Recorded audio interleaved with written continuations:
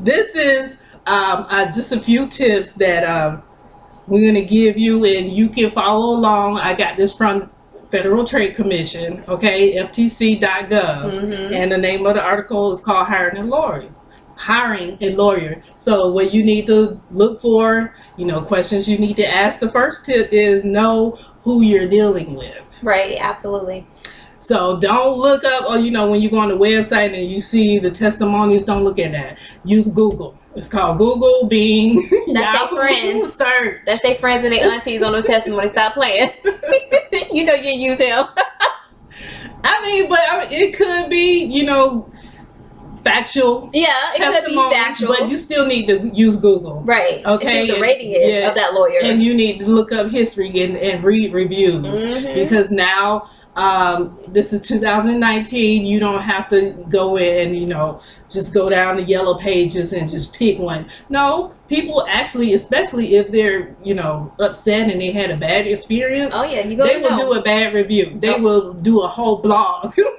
Okay, so do your research. I don't think Stormy did that. I don't think she did it either. Google, because it's previous stories out there where Mr. Avenatti, screwed several of his clients. One of them was a paraplegic where he got a millions of dollars of settlement for his client, and the guy said he only got like a small portion of the money, and he didn't see anything else. Right. So that tells you right there that he has a habit of feeding off of what he considers quote unquote the weak.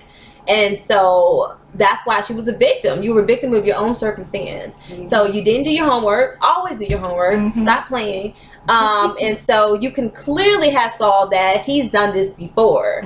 So what did you thought you was like, oh, well, he wasn't going to do that to me. Girl, please. He was definitely going to do that to you, because you don't know, him and Trump might be homeboys. Exactly. Like laughing all the way to the bank. Oh, yes, take her money. Okay, and then also know the real deal. Know what kind of agreement you guys are coming up with, because like I said before, Stormy Daniels, she knew once she was pursuing this, once President Trump ran for office, she knew that she wanted more money. She knew her agenda, and she knew she probably was going to get book deals or whatever once the story started getting out there. So that's at the time. Even if you didn't discuss it in the beginning with hiring him, you can always go back and have a conversation in the midst of it when the story was coming out and you saw that it was taking traction. It had legs. That's the time when you go back and talk to your attorney. Listen, it's going to be, I see it's going to be book deals coming up, and this guy's approaching me, movie deal or whatever, and this is how I want to be paid, and what do you think, and what kind of agreement can we come up with, because you got to know the details. Okay, is it flat rate? Is it contingency?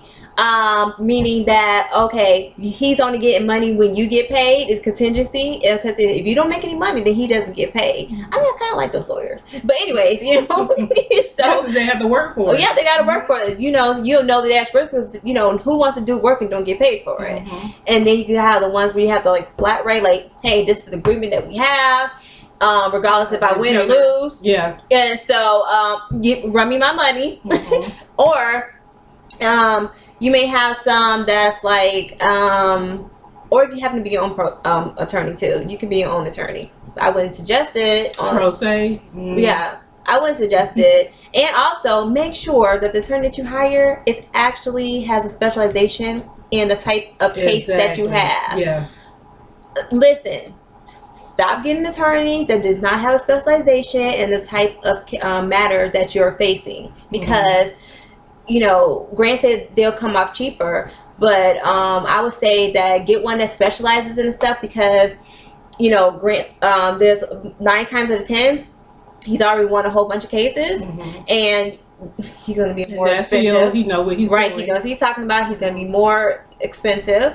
However, but would you rather have an attorney that's like more expensive, or can get you off your case, or would you have an attorney that's not a privy, that's not privy to your type of case, and then it's cheaper and it's not doing his job? Which one would you rather have? Let me tell you something.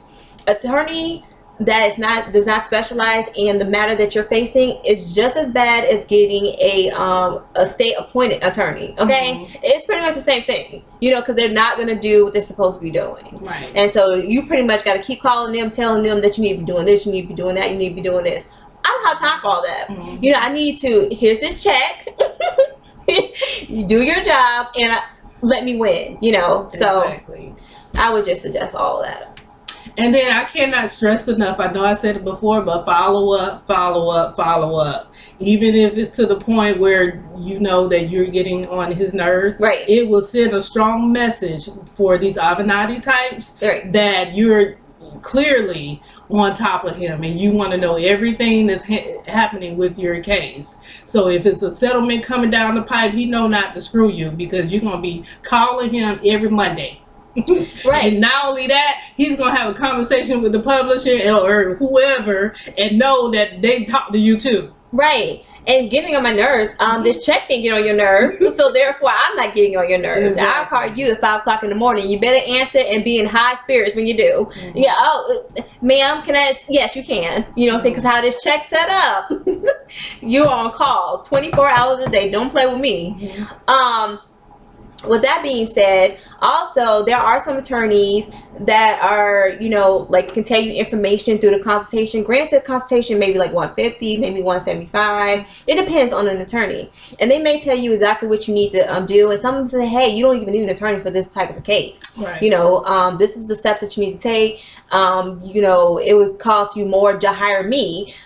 So with that being said, take that. You paid that $150. You got that consultation. You already know what you need to do. Go ahead and take care of your business. So there's attorneys like that too. It's like they really want to, like, hey, I don't want to waste your time. I don't want to waste your money. Here's what you need to do, because you'll be spending all this money for nothing that you can easily do yourself. So I like those attorneys too. So in summary, just make sure that when you hire an attorney, you need to do your research. You need to know who you're dealing with, number one. Number two, you need to get the terms down. You need to get your payment arrangements, all of that, how he's going to be paid, what he's going to be paid, the terms, and also the payment arrangements if it's going to be a deal or a settlement down the road. Right. Okay. And then also follow up. It's very important that you keep constant contact with, follow up with your attorney and the potential, I know they want to tell you don't talk to the people because we're dealing with them. No, but you need to at least keep in contact with them. Let him handle the negotiations, but still have that contact at least once a week, once a month, what have you. But you need to be in the loop, okay? Yes, stay in the loop, because this is your life, that you have to deal with. It's like, oh, I'll handle it. No, we can handle it together. I'm paying you to actually do the judicial part of it, but I'm still going to be nosy. Exactly. So you're not going to have my life in your hands. We're not going to do that. I'm sorry. Thank you for watching the Tania and Tamika show, and be sure to check us out on Facebook, Instagram, and our YouTube channel, and continue to watch us every Sunday at 4 p.m.